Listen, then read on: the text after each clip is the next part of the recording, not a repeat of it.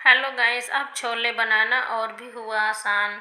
इतनी जल्दी पक कर के तैयार होंगे, वो भी बिना भिगोए हुए, बिना सोक किए हुए। ये देखिए, इस तरीके से आज हम आपको छोले पकाना सिखाएंगे, वो भी सिर्फ एक ट्रिक से।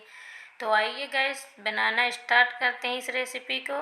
तो यहाँ पर हमने ले लिया है आधा कटोरी छोले चना। यहाँ पर मैंने काबली चना लिया हुआ है। अगर आप चाहें तो काला चना भी ले सकते हैं, राजमा भी ले सकते हैं। आपको जो भी चीज़ पकाना है बिना सोक किए, बिना भिगोए, उसको बहुत ही आराम से आप पका सकते हैं। और आपको रात भर भिगोना नहीं पड़ेगा। अगर आपको झटपट बनाना है तो बस चंद मिनटों में ही बन जाएगा। तो यहाँ पर हमने छोला ऐड कर दिया है।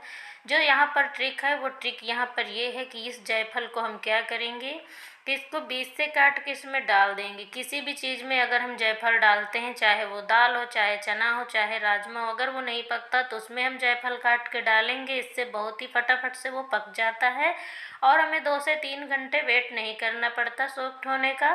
भिगोना नहीं पड़ता पूरी रात के लिए, या 3 से 4 घंटे के लिए झंझट नहीं पड़ता। तो इसलिए इसको हम काट के यहाँ पर ऐड कर देंगे। इसको ऐड करने के बाद आप देखेंगे कि छोला हमारे कितनी जल्दी फटाफट से पक जाएंगे। तो यहाँ पर हम पानी एक मतलब डबल पानी ऐड करेंगे, क्योंकि जो है हमारे चना वो सूखे हैं, तो वो पहले फूलेंगे उसके बाद पकेंगे, तो इसमें जो है टाइम लगेगा। तो इसमें पानी थोड़ा ज़्यादा डालना पड़ेगा। अब हम क्या करेंगे कि कुकर की यहाँ पर सीटी लगा देते हैं इस तरीके से।